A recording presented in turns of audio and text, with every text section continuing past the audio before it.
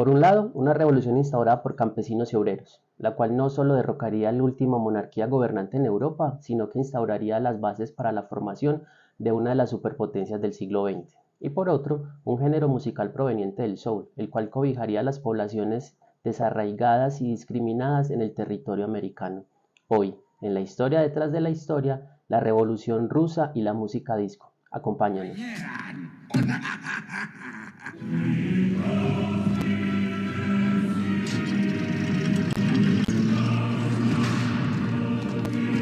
Berlín unificado. ¡Y qué bonito es!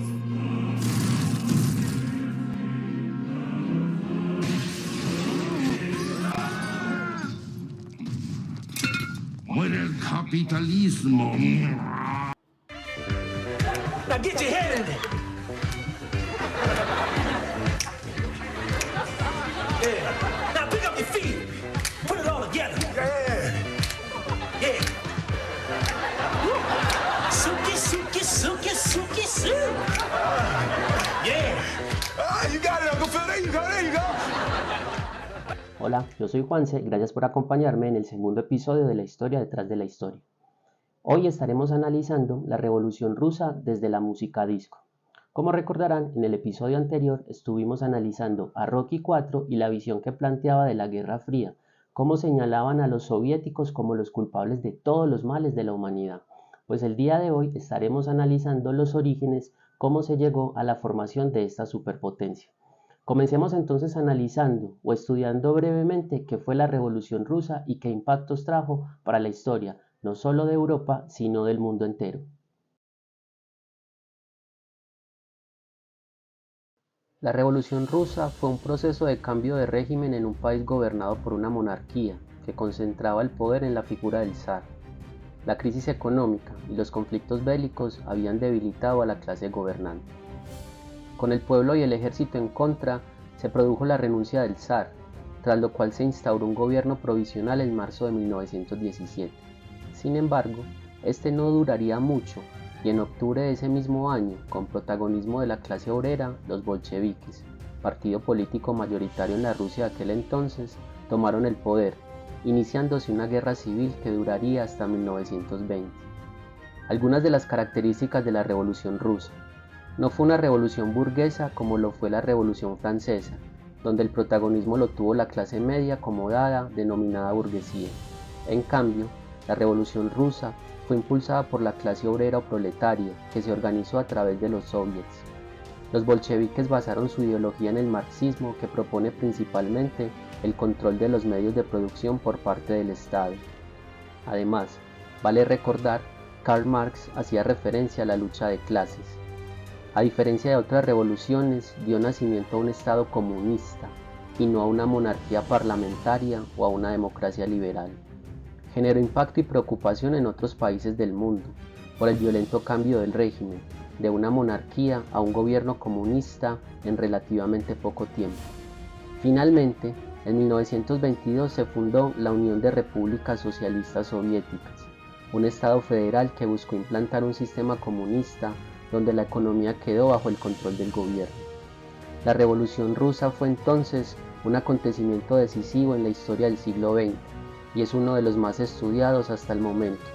Despertó enormes simpatías en los sectores progresistas y revolucionarios del mundo entero, así como enormes miedos y antagonismos una vez que sus dinámicas políticas y sociales estuvieron en juego. Un submarino atómico fue secuestrado por un tal Homero Simpson. ¡Ay, Dios mío! Le dije que esa foto le iba a traer problemas. ¿Será Homero Simpson un comunista?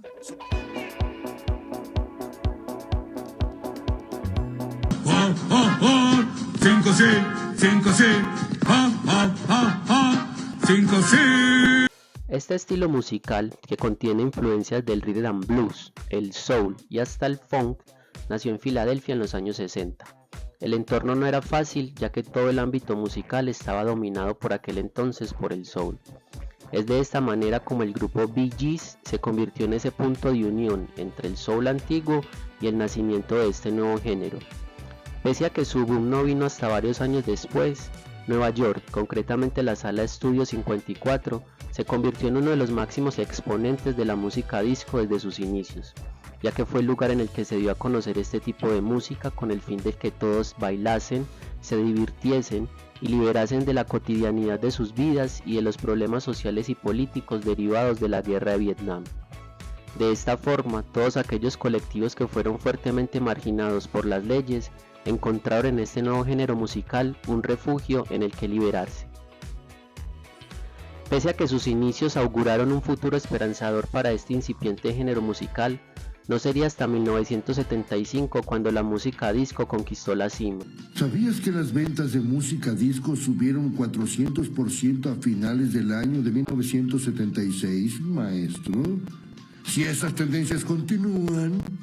¡Uf! Se murieron los pececillos. Sí, ya sé. Las discográficas acabaron imponiendo a su equipo de artistas la grabación de canciones de este estilo, que sorprendentemente tuvieron una gran acogida en la época. Asimismo, la producción de Saturday Night Fever, protagonizada por John Travolta y publicada en 1977, ubicó a la música disco en su punto más álgido, aterrizando en las salas de cine y pegando el salto hacia toda Europa.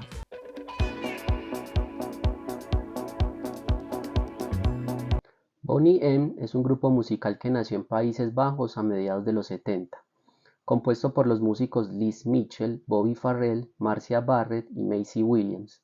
Aunque todos ellos trabajaban en Londres, todos eran oriundos de Jamaica. Se puede decir que el grupo nació de una manera casi experimental, ya que quisieron interpretar la canción Baby Do You Wanna Bump en versión funky, y fue tal el éxito que decidieron hacer un grupo al que pusieron el nombre Boney M. El grupo comenzó actuando en diferentes locales de Europa e incluso en algunas ferias, hasta que en el año 1976 tuvieron la oportunidad de interpretar en un programa de la televisión alemana el tema Dirty Cool, que alcanzó un éxito inesperado. Posteriormente, el grupo hizo algunas canciones expresamente para temas concretos o para algún país en particular, como Rasputin.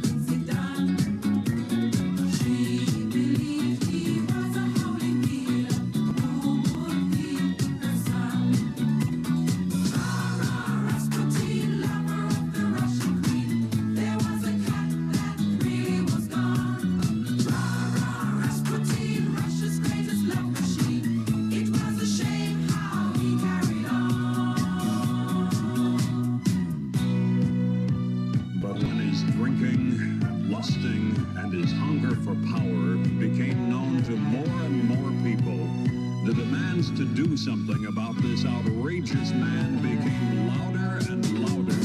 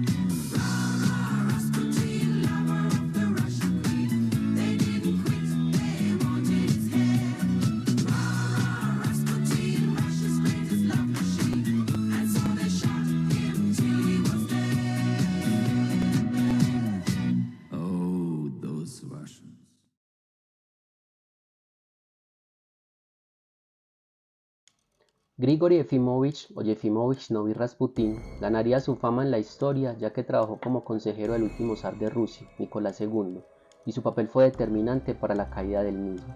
En especial, ofreció sus servicios de místico y curandero a la zarina Alejandra para sanar la hemofilia de su hijo Alexei. Basta señalar que este campesino de Siberia conoce en 1905 a los zares, cuando a través de las princesas de Montenegro toma el té una tarde en compañía de los gobernantes. Nicolás queda hondamente impresionado por las habilidades del santo. Por su parte, Alejandra cree ver en él al Salvador que desde hace tanto tiempo ha estado esperando, en especial de su hijo, el futuro zar de Rusia. Y es que el primer varón de los zares y heredero del trono ruso, Alexei, había nacido en agosto de 1904 para gran alegría de sus padres, pero existía un gran contratiempo. El niño había venido al mundo con la terrible enfermedad de la hemofilia. Alejandra, preocupada por la salud y la vida de su pequeño, se había encerrado en sí misma y en su fe, olvidándose por completo del mundo. En 1907, Rasputín es llamado a palacio con urgencia. Alexei ha tenido una caída que le ha producido una gravísima hemorragia. Para un hemofílico, esto puede significar la muerte. Cuando Rasputín llega, se coloca a los pies de la cama, impone sus manos en el cuerpecito del zarevich y se pone a orar. Nada más, al día siguiente, Alexei se encuentra bien y la crisis ha pasado. A partir de entonces, el santo se convierte en el amigo de los zares y en su confidente más íntimo, al menos en el caso de Alejandra, que se refería a él como nuestro querido amigo en las cartas que enviaba a su esposo. Poco a poco la estrella de Rasputín empezó a crecer y nada se hacía y deshacía en la corte sin que él no estuviese al tanto. Tanta fue la influencia que tenía Rasputín como consejero de la zarina y el zar Nicolás II, que molestó a muchos de la aristocracia rusa. Incluso lo culparon a él de las derrotas durante la Primera Guerra Mundial. De esta manera, Félix Yusupov y otros nobles rusos tendieron una trampa a Rasputín para matarlo en diciembre de 1916. Y para lograr su cometido necesitaron envenenar al místico, cortarlo, dispararle y finalmente ahogarlo en un río. Se preguntarán ustedes en este punto cuál es entonces la relación entre la Revolución Rusa y la música disco, en especial la canción Rasputín de Boney M. Pues muy sencillo, la letra de una u otra manera refleja las visiones o la concepción que se tenía de Rasputín para ese momento, específicamente cómo lo veía y cómo creía la zarina, qué tanto confiaba en él y lo veía como aquel santo salvador llamado a rescatar no solo la vida de su hijo Alexei, víctima de la hemofilia, sino también toda la descendencia, que la familia del zar pudiera continuar gobernando. Pero ya en un nivel un poco más profundo, el análisis nos permite determinar que Rasputín representa una serie de situaciones como, primero, el descontento que hay por parte de la población hacia la nobleza. Si bien es cierto, Rasputín no es noble, pues sí encarna todos estos excesos, todos estos gastos, todas estas situaciones innecesarias en las cuales vivían la nobleza, desconectados por completo de la realidad del campesinado y de los trabajadores, los cuales morían de hambre mientras veían cómo sus gobernantes, específicamente el rey o el zar y la zarina, realizaban grandes banquetes. Representa entonces en ese sentido el descontento que hay hacia la situación del territorio ruso. Descontento tal que llega incluso a tocar las mismas esferas de la nobleza en Rusia. Recordemos que Rasputín va a ser asesinado justamente por integrantes de la nobleza rusa. Y también encarna justamente el concepto del poder detrás del poder. Se decía para ese momento, y circulaban, la misma canción lo señala, que a la hora de la verdad Rasputín y la zarina tenían una relación y que en últimas el que verdaderamente gobernaba Rusia era Rasputín a través de la zarina y esta a su vez a través del zar. Se le va a culpar entonces de las malas decisiones que va a tomar el gobierno para ese entonces, específicamente las derrotas sufridas por Rusia en la Primera Guerra Mundial. Si bien es cierto, a él lo asesinan en el 16, antes de que comience la revolución como tal, su influencia se considera una causa para la revolución justamente por el descontento, el malestar, las malas decisiones tomadas por los gobernantes, que va a ser en últimas lo que va a encarnar la figura de Rasputín. Muchas gracias por acompañarme en este nuevo episodio. Recuerda darle me gusta, suscríbete, comenta y compártelo para que cada día seamos más.